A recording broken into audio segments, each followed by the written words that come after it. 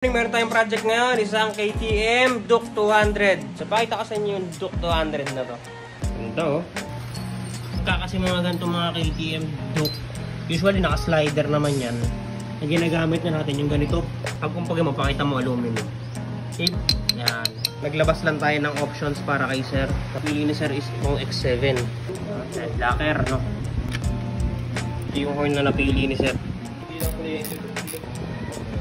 Ayan, nakakabit na yung horn natin. Saka yung auxiliary light. Ayan yung wiring harness kit na ikakabit natin.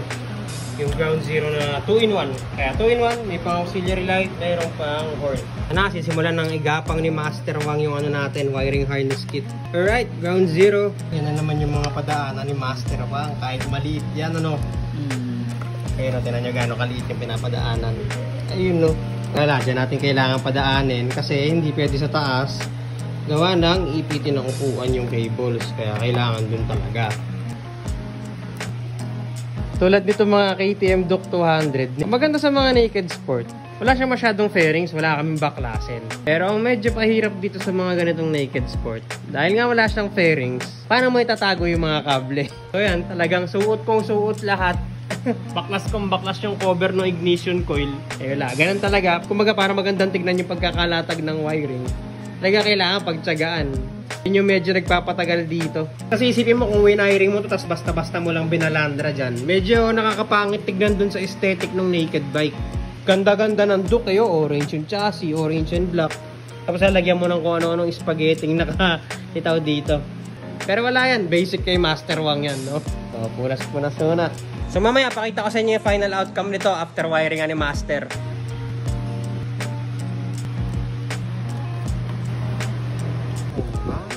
Talagang suot kay Master yan mga yan. Walang madalian, basta pulido. So yan, kinabitan natin yung switch. At ito rin natin pinadaan para nakasunod sa harness ng motor. Yun yung linya ng switch, tsaka natin pinalabas dito. Kung tutusin, pwede naman natin padiretsoin yan dito. Pero hindi. Mas maganda yung nakasunod siya dun sa main harness ng bike para talaga mas malinis. Yung terminal ng switch. Uli na naman kay Master yan. Ito nyo kung paano sumunod kay Master yan. Diba?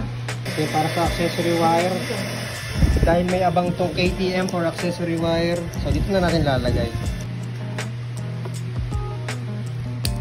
Yun na yung senyalis ng tapos ka na. Hindi muna namin isasara para maipakita sa inyo kung paano talaga nilatag yung wiring. Ayan, no camera tricks. So dito kasi preferred ni sir ipalagay yung switch. So dito natin nilagay. So ito yung wiring.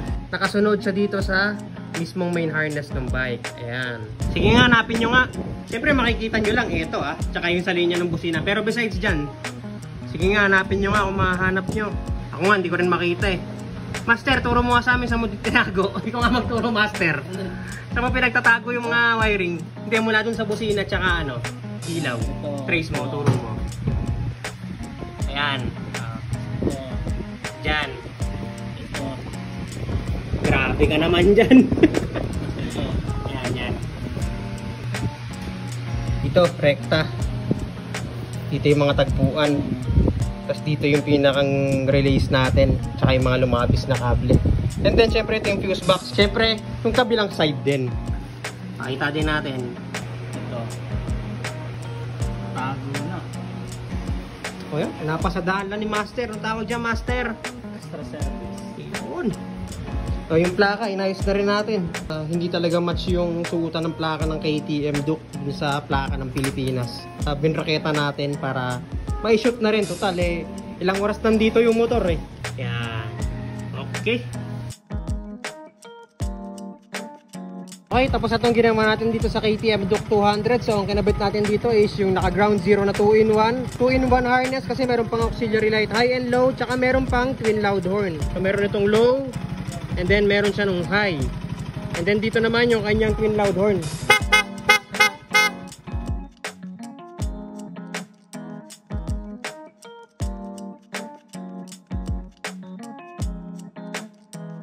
So yan, tapos na yung project natin KTM Duke 200. Ready for take off na.